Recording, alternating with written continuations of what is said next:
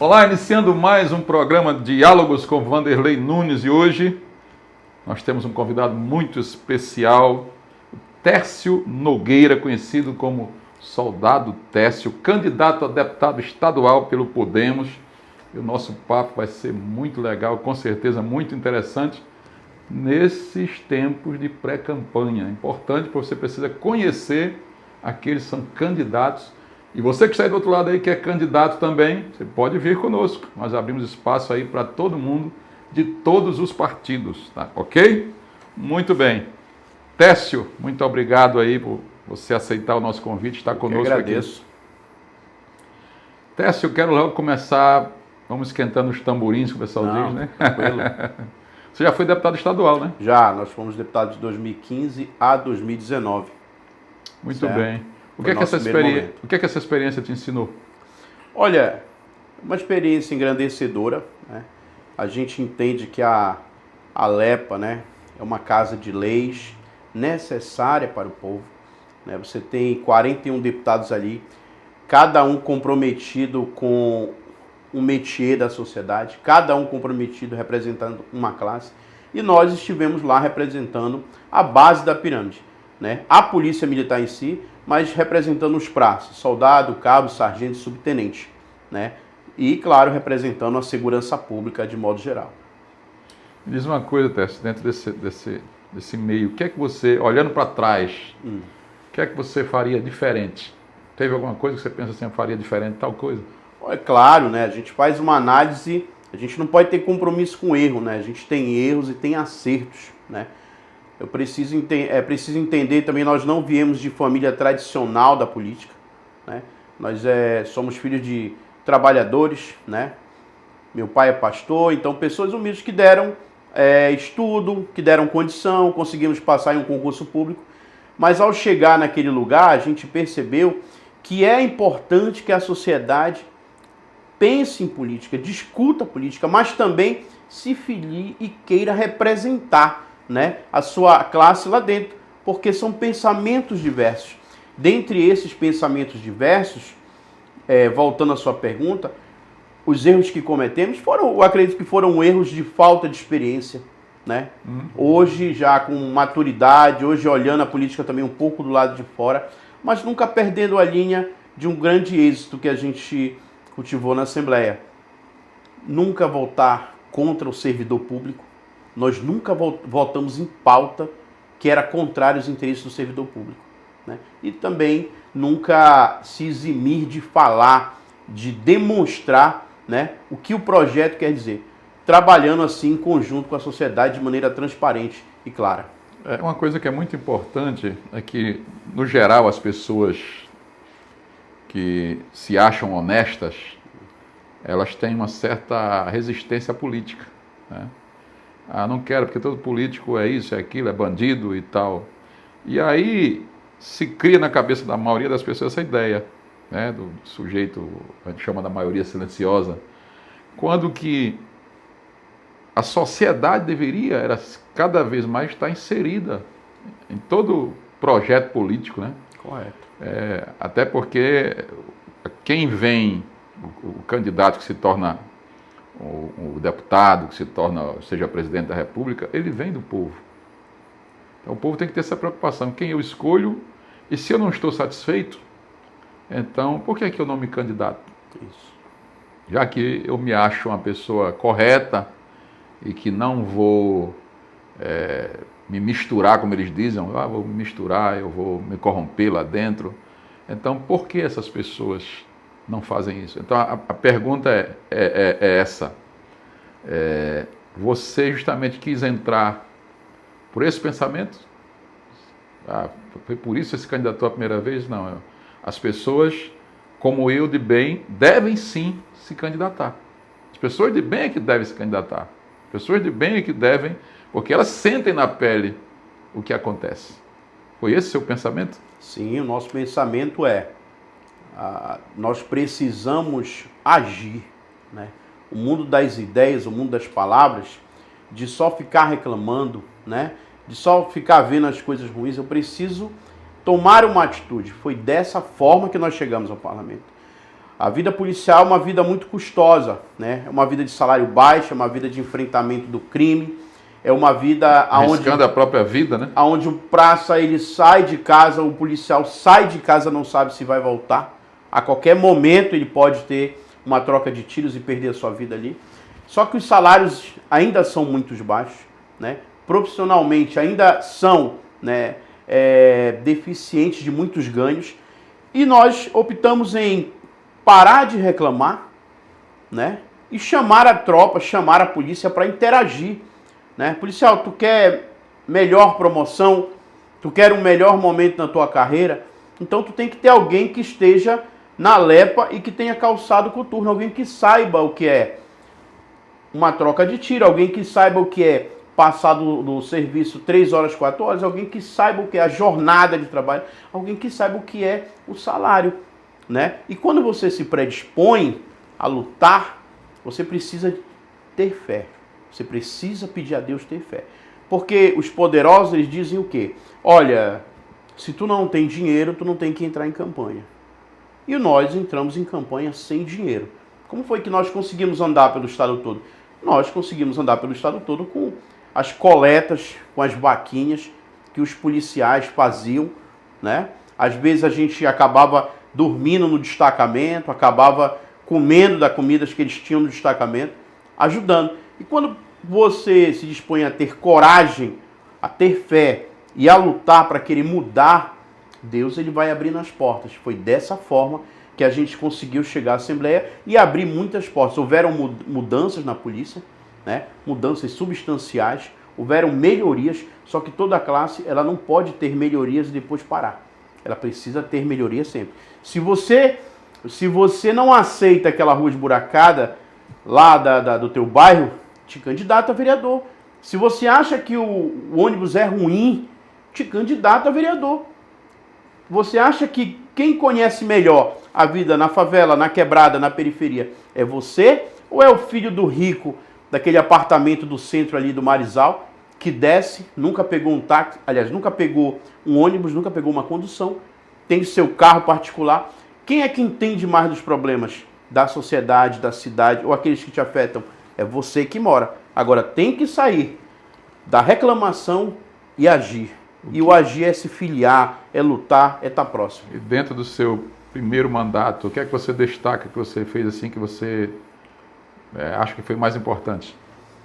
A lei de promoção dos praças. Quando eu entrei na polícia, nós ganhávamos R$ 1.100, né, em 2008. E os praças, eles demoravam 25 anos a 28 anos para parados e estagnados. Eram 10 anos para você subir de soldado a cabo e depois de cabo, 4 anos para você fazer o CFS, curso de formação de sargento. Só que o estado é muito grande, então você tinha na polícia o chamado cabo velho. Quem era o cabo velho? Era aquele cara que tinha sido cabo com a lei Jatene, mas não conseguia ser sargento. Por quê? Porque ele não tinha instrução, ele não tinha um cursinho preparatório. E quando a gente roda as regiões do estado do Pará, que são regiões assim, espaços continentais, o que acontece? Quando eles não iam, né, eles começavam a passar humilhações. Ainda não foi ainda a promoção de sargento, né? Ainda não foi não. Por quê? A promoção de sargento ela era restrita, de 2 em 2 anos abriam-se 400 vagas e a corporação muito grande. E a lei de promoção ela foi dada entrada no dia 4/2/2015. Nós lutamos, quando ela foi aprovada, mais de 5.000 policiais foram a sargento. E ela foi totalmente modificada. Hoje em dia a lei ela tem uma base de 6 anos soldado vai a cabo e 6 anos cabo vai a sargento. Então modificou muito e foi um dos pilares do nosso mandato. Foi essa lei. Houveram outros projetos e a gente conseguiu também avançar mais projetos menores dentro da corporação. Mas sim, esse foi o principal. Sim. O eleitor ele costuma até desconfiar, né, de quem volta para a política, né? E nesse caso, no seu caso, por que é que o eleitor deveria lhe dar uma chance? Nós perdemos, mas perdemos de maneira honrada. Quando eu fui deputado, nós fomos deputados de oposição, né? A tropa conseguiu avanços significativos, né? Quando eu entrei na Assembleia, o risco de vida do policial era 50, foi a 100, o sargento não tinha auxílio de fardamento, conseguiu auxílio de fardamento. Só que tem um detalhe, quando você briga com os poderosos, quando você briga com o executivo, nós não tivemos emendas pagas, nenhuma. E essas emendas são aquilo que você leva para os prefeitos, para os vereadores, até para a própria segurança pública. Nós enviamos várias emendas para quartéis da segurança pública, que compõem o sistema de segurança pública, só que essas emendas não foram pagas. E quando você tem uma briga acirrada de oposição, tentando mostrar para o Estado que, da forma como ele levava a segurança pública, ele levava com descaso, né, o Estado não paga suas emendas, e quando chegou na hora da nossa reeleição, o Estado lançou vários candidatos policiais dentro da nossa base. Então a gente perdeu, mas perdeu de maneira honrada. Não perdeu traindo a tropa, não perdeu traindo aqueles que colocaram a gente lá. Porque eu notei que pulverizou muito essa questão. Pulverizou muito. Muitos próprio, candidatos. A gente soube que o próprio Estado Acho que terminou enfraquecendo todo mundo, né? Enfraqueceu. Ficou sem mandato e hoje a polícia já tem esse atraso aí de classe em muitos setores. Pegando esse gancho aí, e a tua ida para o Podemos, ela foi estratégica ou foi ideológica? O que é que mudou, de fato, na tua forma de pensar a política? As pessoas às vezes atentam e querem dizer que quando você muda é porque você vira casaco ou mudou de time, certo? Mas a mudança ela é necessária na vida. A mudança ela é um escape para que você às vezes não morra, né? Eu acredito que a forma com que o governador tratou a segurança pública esses últimos 8 anos não foi o que ele pactuou. Ele falou que ele ia modernizar. E modernizar não é comprar só viatura nova, armamento novo, colete novo. Isso aí não impacta na comida do policial, não impacta na moradia do policial. Isso é armamento, isso é a estrutura do Estado. Mas ele ficou de dar o atrelamento do soldo, deu 2 anos e depois não deu mais, né? A questão salarial do policial já está defasada. Agora há pouco um aumento irrisório de 6 pontos alguma coisa, que os policiais se sentiram até ofendidos por isso, né? Então, se a gente já não compactua mais com a forma com que o governo do Estado, na figura do governador Helder, estava fazendo política de segurança pública, a gente não pode ter um casamento infinito com o erro. A gente estava lá, né? Não adianta dizer, eu vou ficar casado com o erro porque eu estou aqui, eu vou morrer aqui. Não, para com isso. Na vida é necessária mudança para que se garanta, né, sobrevivência. O próprio sangue muda de lugar, circula no nosso corpo. Quando o sangue para, é porque a vida já foi embora, né? Então eu acredito que essa mudança foi fundamental nesse propósito maior de mudança de governo e levando ao doutor Daniel, pretenso candidato agora a governo do Estado, as propostas que os irmãos praças trazem até a gente. Essas propostas não são só do Técio, são que os irmãos, aonde está o calo? Técio, a gente precisa aqui, a gente precisa ali, aqui no nosso extraordinário hoje desconta o imposto de renda, a gente não está vendo, trabalha muito, ganha pouco e o imposto de renda come mais um pouco, né? Técio, a nossa lei de promoção agora virou na polícia uma água parada, né? Todo mundo virou sargento e aqui você não consegue ter vazão na parte de cima da pirâmide. Então, olha, Técio, aqui em tal quartel não estão pagando nossas diárias. O policial se ausenta daqui para outro lugar longe e as diárias não chegam, não estão pagando. Então é necessário, essa mudança de polo, ela foi necessária para que o futuro governador, doutor Daniel, também possa perceber que a polícia, como classe, né, precisa ter melhorias rotineiramente, ou se não, de tempos em tempos. Sim, sim. Você tocou num ponto interessante aí, que você integra esse grupo. Mas antes, o grupo do Daniel, mas antes, pelo que vi, você se sente acolhido lá no Podemos. E uma outra coisa importante, além de ser acolhido, outra coisa que eu quero tocar aqui que é importante, pontuar. Como pergunta, é só você ou existem outros candidatos também militares, ou que defendem os militares? Olha, a polícia, no caso. Tá. Existem candidatos que defendem a segurança pública de um modo geral. Eu digo no Podemos, no Podemos, particularmente. Não, no Podemos, eu me filiei, né, a convite do senador Zequinha Marinho, né, que a gente já sempre dialogou. É um pastor, comunga das mesmas ideias, né, ideias direitistas. E tem outras pessoas que se filiaram, até porque o policial militar, ele só pode se filiar na convenção. Sim. Então, os militares que estão lá não estão filiados, nenhum. Só é permitido ao militar se filiar na convenção, que são 45 dias antes da mas tem alguém como você defendendo, tem também candidato também a deputado, isso que eu quero saber. Existem sim, né? Outros candidatos. Sim, mas no mesmo partido. No mesmo partido. Mas o candidato que mais tem voto da tropa da polícia sou eu. Na nossa primeira eleição nós tivemos 32.500 votos, na segunda 24.500 e agora 12.500, né? Então o que acontece? Nenhum outro praça ou oficial consegue ter essa votação de classe dentro da tropa.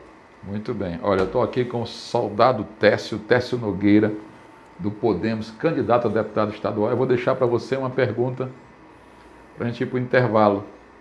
Você integra o grupo do Daniel Santos.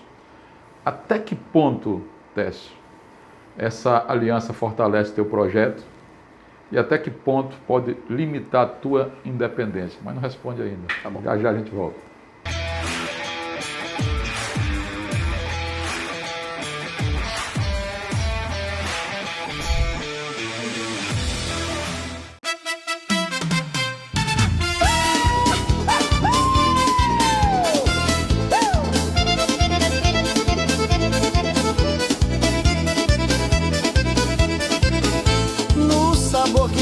Gente, dá pra sentir. Tem pimenta, tem amor, é de se divertir. Lá na cozinha ou no churrasco do quintal. Eita, alimentos, é sabor sem igual. Eita, eita, que sabor gostoso. Brasil é do norte, é do povo, é do meu perfil. Nos temperos, nos molhos, é sempre o mais sutil. Eita, alimentos, o melhor sabor do Brasil. Do tucupi a pimentinha especial. Tem sabor que conquista até o nacional. É tradição, é calor, é paixão no paladar. Eita, alimentos, é pra te conquistar. Eita, eita, que sabor gostoso. Brasil é do norte, é do povo, é do meu perfil. Nos temperos, nos molhos, é sempre o mais sutil. Eita, alimentos, o melhor sabor do Brasil.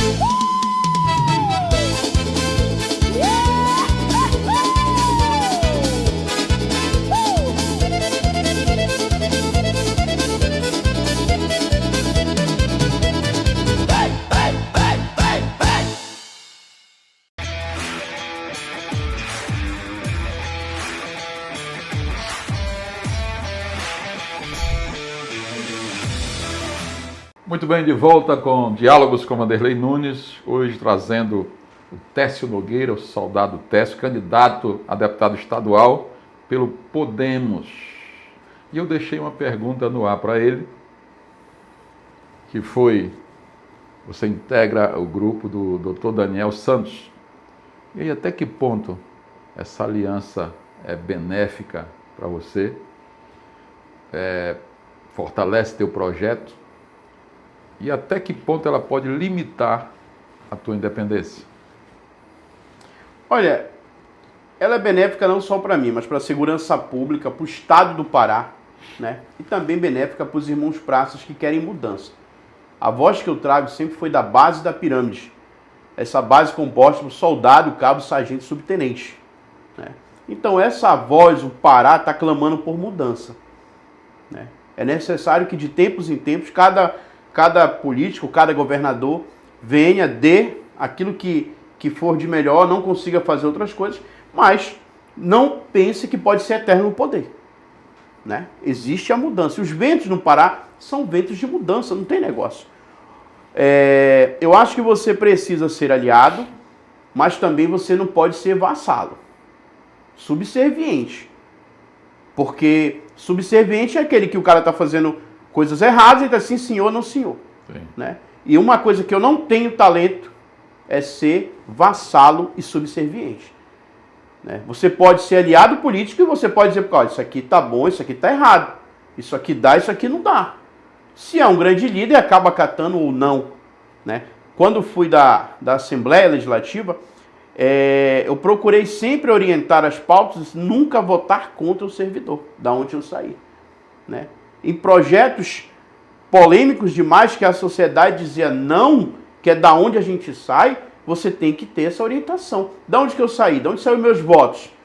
Né? Saíram da sociedade. De qual classe? Dali. Esse projeto vai prejudicar eles? Vai. Então não tem meu apoio. Não tem como.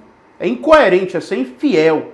Né? E a Bíblia, que é a minha base grande, que é da palavra de Deus, não trata bem os infiéis. Né? Por quê? Nosso compromisso precisa ser ético também, mas precisa ser pautado, ético, caráter, né? Nisso que eu acabei de falar com você.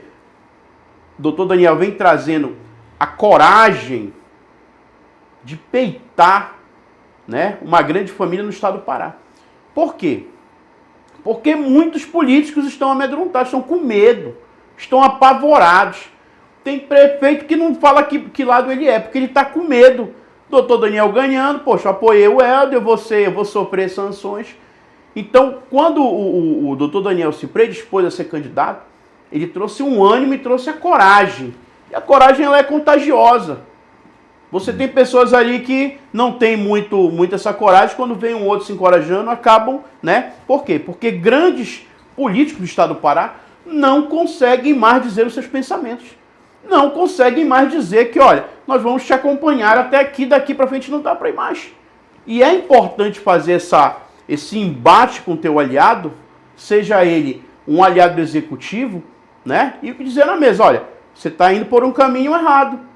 A partir de agora eu não vou ter compromisso mais de te apoiar tanto assim.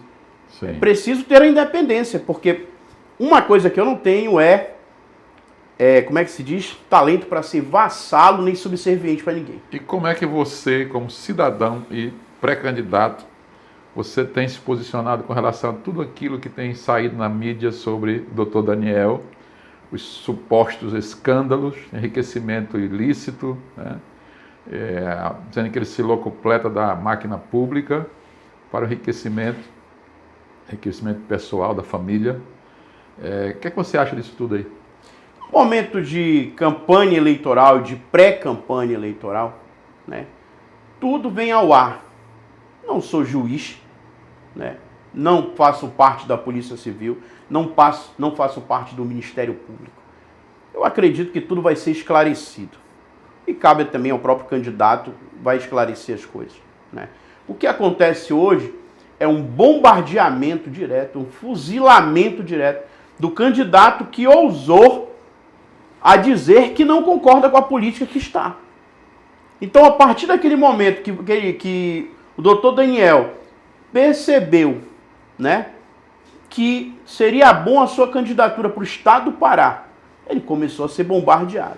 E isso nós precisamos entender que tem matérias que são vinculadas, tem matérias que são compradas, tem matérias que são, olha, eu quero que você venha aqui e você faça uma devassa. Mas é o que eu te falei. Acredito que tudo vai ter o seu esclarecimento, né? Tudo vai ter o esclarecimento e os órgãos competentes vão tratar, né, essas coisas. E a palavra de Deus diz, não julgueis para que não seja julgado. Quem somos nós para ficar jogando pedra sem as coisas comprovadas? Eu não faço parte de órgão, né, do Ministério Público, eu não faço parte da Polícia Civil. Isso foi uma matéria lançada. Cabe na hora certa as coisas correrem um trâmite legal. Sim. E ser, né, lá na frente, desbulhado esse assunto aí. Você tocou numa questão bíblica aí, mas o próprio Jesus falou também, julgai pela reta justiça. Sim. Ou seja, por aquilo que talvez não seja o caso. Que é algo que seja fato. Né? O que é fato, a gente não pode negar. Então, só deixando isso aqui bem claro. Certo. O que você acha? Porque olhando a situação toda, nós temos aí, como você colocou, existe o grupo político que está no poder. Sim. E quem está no poder tem a máquina na mão. Sim. Tendo a máquina na mão, Pode manipular. eu posso manipular e eu posso também, tenho condição, eu posso, como você falou, fazer uma matéria paga até mesmo na maior emissora do país, né? Então, pergunto para você, a gente não fica sempre nesses embates, sempre quem está no poder, né? O que é que você pensa a respeito disso? Quem está no poder sempre usa a máquina em prol daquilo que está fazendo, o momento em que vive ali o poder, é a situação, né? Então, quando você acha que isso vai começar a mudar? Ou isso não vai mudar nunca? Ou na política, no nosso país, a política será sempre... Eu não tenho outro nome para usar, outra nomenclatura. Será que vai ser sempre uma política suja? Uma política em que eu, para me manter no governo, eu tenho que destruir o meu adversário, fazer com que surjam fake news e pegar alguma coisa, às vezes, muito do passado e trazer para o presente apenas para destruir a pessoa, quando que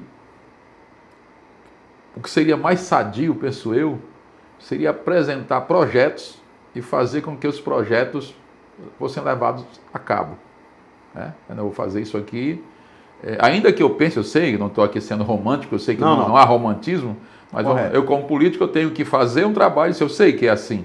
Em televisão também é assim. Eu tenho que fazer um trabalho sério, mas ao mesmo tempo eu tenho que fazer um trabalho em que haja marketing. Por exemplo, eu não vou ficar o tempo todo construindo como político, prefeito ou governador, coisas debaixo do solo que ninguém vê. Eu tenho que fazer projetos que as pessoas vejam. Né? Pode criticar o Maluf, mas o Maluf fez muita coisa que está até hoje lá. Como ele mesmo diz, o Minhocão e tantas outras coisas. Estão lá. Pode acusar ele do que quiser, mas ele trabalhou, ele fez. Né? Não estou aqui defendendo rouba mais faz, não é essa a ideia. Mas mostrando isso, que tem que ter esse lado de mostrar o trabalho.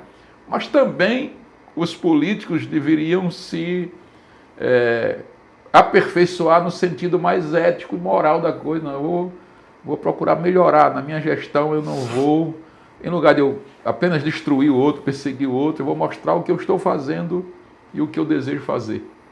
Né? O que eu estou fazendo de fato e o meu projeto daqui para diante, para que eu possa me reeleger, porque eu também tenho esse desejo de me reeleger. Você não acha que isso é que está faltando na política no nosso país? E parece que isso virou uma cultura, né? Eu estou me candidatando, você é candidato a governador, eu sou, então eu tenho que te destruir, eu estou na situação, então eu vou te destruir, para, em lugar de eu, muitas vezes, guardar essas forças todas, ter esse dinheiro para eu trabalhar pelo Estado, não, eu vou destruir o meu adversário. É uma questão que tem sido eu vejo até cultural, né, no nosso país. Entendi a tua pergunta, entendi. Uma pergunta interessante. Eu fui alvo, na época que era deputado, de uma fake news muito forte de um outro candidato que na época batia de frente, disputávamos na mesma classe.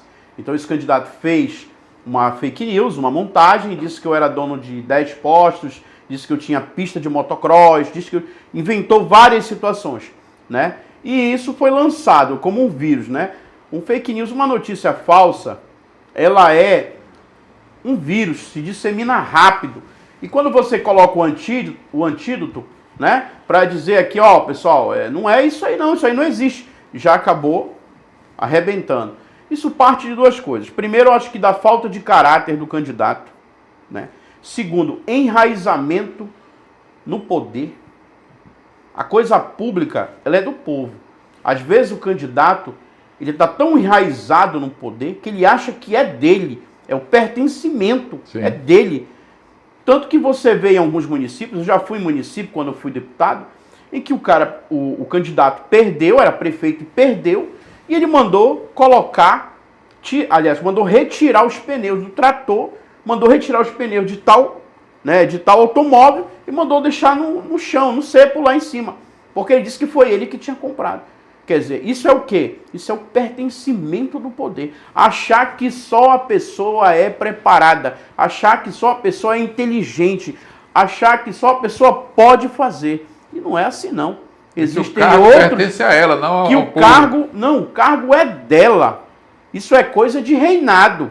E não existe. Passou o tempo de reinado, já passou, né? E isso é o que acontece. Aí pega todo esse poderio que você falou, o poderio bélico do Estado, mira para destruir, desclassificar, mostrar erros, criar erros que não existem e imputar ao outro candidato. Né? Eu acho que, acima de tudo, isso é a falta de caráter, né, do jogo político. A gente entende também que é um momento de campanha eleitoral. Esse momento de campanha eleitoral ele é limitado. Por que limitado? Porque tem dia, tem hora para começar, tem hora para terminar. Então o que acontece? Não é o fato de o que fez, é o fato que pode mostrar naquele momento. Geralmente quem opta em bombardear o candidato é porque não tem muita coisa para falar. Lata vazia fala muito mais. Né? Se eu não fiz uma boa escolha, se eu não fui um bom prefeito na época que eu estava na cidade, e o outro, depois de mim, foi um ótimo prefeito, eu não tenho muito o que falar. Foi um erro meu. Verdade. Né? Foi um erro. Quer dizer, quando eu fui prefeito e tive 8 anos, fiz uma péssima gestão. A pessoa que me substituiu depois fez uma ótima gestão. Então, eu atacar cifada para ser candidato a governo. E quem eu peguei para ser candidato a governo, não tem todo esse cacife. É um candidato fraco. E o que eu posso fazer? Eu começo a bater lata. Eu começo a desestabilizar, eu começo a bater lata. Por quê? Porque tem um grupo pequeno que está se dando muito bem. Esse grupo não quer perder o poder. E tem uns que doam a vida, né? Fazem um pacto com o poder e são capazes de destruir a todos para não sair do poder. Não é largar o osso, é não largar o filé, né? É não largar tudo. Pertence a ele o osso, o filé e tudo. É, né? Tá certo. Vamos voltar um pouquinho aqui para a polícia. Você construiu a sua imagem defendendo os policiais, né? Sim, policiais militares. Policiais e bombeiros militares, diga-se de passagem. Como evitar que essa atuação fique restrita a uma única categoria, ou essas duas categorias que você citou aí? Bem, o sistema de segurança pública ele é composto por policiais militares, bombeiros militares, polícia civil, né, Detran e hoje a polícia penal, né, que faz parte, o policial penal que faz parte do sistema carcerário. É necessário entender uma coisa, quando você entra no parlamento, você entra porque você foi escolhido por uma classe, por uma região, tem deputados do sul do Pará, deputados que representam a região da Rota da Laranja e tudo mais. Então você é mais familiarizado, você tem mais conhecimento de causa, né, dos teus municípios, da tua região. Você tem mais conhecimento da tua classe. Tem deputado que é professor, tem deputado que é médico. Então ele tem um entendimento maior que na área da saúde. E o nosso entendimento maior é de segurança pública. Mas a gente não pode e não deve, né, se restringir a isso. Tendo visto que a segurança pública é ampla. Sim. E sem segurança pública você não consegue chegar na escola, você não consegue chegar no hospital, você não consegue chegar no shopping. Por que não consegue? Você está passando mal, mas o local lá tem toque de recolher, o local você não pode sair, senão alguém vai te alvejar, você acaba o quê? Esperando amanhecer o dia para procurar uma assistência médica. Então a segurança pública é um dos órgãos vitais que mantém a democracia. Mas como é que está o agente de segurança pública? Eu não posso entender segurança pública somente pela pauta que eu já falei ainda há pouco. Viatura nova, armamento novo, lancha nova e quartel novo. Como é que está o agente de segurança? Como é que está o policial militar quando vai para a casa dele? Onde é que ele está morando? Como é que está o policial penal? Onde é que ele está morando? Como é que está o policial civil? Onde é que ele está morando? Onde é que está o agente do Detran? Como é que está a situação dele lá? Então, como é que está também o bombeiro militar? Porque o policial, muitas vezes, ele vai para a quebrada, combate o crime, mas depois ele volta para a quebrada. Porque foi aonde onde ele conseguiu comprar uma casa, um terreno. E isso tudo foi pauta no governo, quando teve a última mudança do governador Jatene, condomínio que pudesse dar mais segurança, né, aos agentes de segurança pública. Então, nosso métier, nós viemos da Polícia Militar, mas também precisamos ter uma atenção a esses agentes que estão guarnecendo e dando condição para que a gente possa se movimentar na cidade, no estado e no país. Se esses caras não estão bem, a segurança pública não está bem, porque quem está na ponta é ele lá. 2 da manhã, 3 da manhã, 4 da manhã. Certo. Nós estamos chegando já no final do programa, está tão boa a conversa, mas eu quero lhe fazer aqui pelo menos umas 2 perguntas. Dentro do que você falou, sei que defender a polícia, você falou dos bombeiros, também é justo, mas como é que você vai fazer para que isso não seja confundido com corporativismo? Não, corporativismo é quando você quer defender algo que é errado, só pelo teu lugar. A gente vai para a Lepra para defender e buscar melhorias na nossa classe. Né? Melhoria na classe da Polícia Militar, da Polícia Civil, melhoria em variadas classes, policial penal, todos esses. Corporativismo é quando acontece algo errado e você quer maquiar, você quer você quer tomar uma posição favorável àquilo que foi de errado. Para mim, corporativismo é isso. Defesa de classe é outra coisa. Defesa de classe é melhor salário. Defesa de classe é um plano de carreira melhor. Defesa de classe é um plano habitacional. Defesa de classe é como é que tá as promoções, né? Que são os patamares que o policial vai subir. Como é que está o salário? Como é que está esse policial na reserva? Depois que ele sai da tropa, como é que está? Isso para mim é defesa de classe. Corporativismo é eu querer defender o que é errado muitas vezes, só porque é meu irmão. Isso já não é com a gente, isso aí são com os órgãos que têm autonomia e legalidade para fazer esse tipo de coisa. Então, eu posso dizer que o seu alvo político, no caso, são os militares, policial e bombeiros. Agentes de segurança pública. Primeiro, no caso, esses eu tive na caserna por 6 anos e meio, 7 anos, sim, certo? Esses eu tenho maior assim, identificação, esse eu tive mais próximo, foi uma vida que eu vivi, que Deus permitiu que eu vivesse. E os outros agentes de segurança pública têm as suas demandas. Eu fui parado um dia desse por um agente do Detran e ele me reconheceu que quando eu era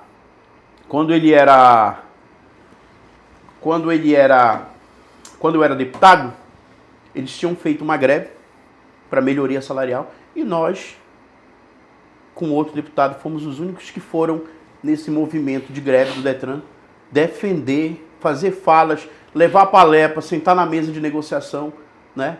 Ele até me agradeceu, deputado, muito obrigado. Então, assim, a nossa experiência maior é dentro da Polícia Militar. No entanto, você tem Polícia Penal, que hoje tem um plano de carreira que precisa ser respeitado, que ainda não foi votado na Assembleia. Você tem aí o Detran, que tem os seus calos, que tem os seus problemas, que precisam ser levados à Assembleia para melhorar.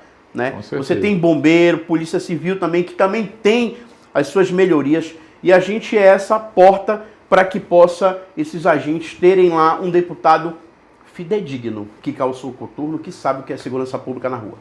Candidato, o eleitor está cansado de promessas, né? Claro, claro. E qual seria a promessa que você não faria de jeito nenhum? A promessa que eu não faria de jeito nenhum é não trair os meus eleitores e permanecer no caminho da honra. Aquilo que é prejudicial para os irmãos de farda, para a segurança pública e para a sociedade, você não pode ser favorável. Você não pode. Né? A sociedade dita o que ela quer. Né? Então, se ela percebe que algumas coisas estão ruins, a gente precisa intervir para melhorar. Fazer de conta de ser deputado não é comigo. Quando eu fui deputado, era um cara aguerrido, eu era um cara muito de classe, defendia, onde eu percebia a injustiça, eu buscava ser justo, e de maneiras inúmeras eu me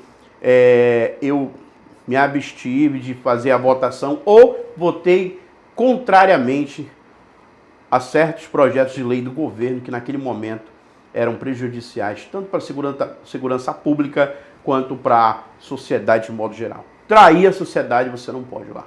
Agora, candidato, olhando para aquela câmera ali, certo, você vai responder para aquela pessoa que está decepcionada com a política, por que é que ela deveria acreditar em você, olhando para aquela câmera?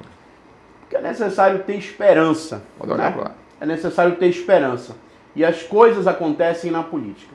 Se você quer uma melhoria na tua rua, se você quer uma melhoria na tua saúde, você quer uma melhoria na escola, você precisa mudar, você precisa entender que mudanças de grande porte são feitas na política.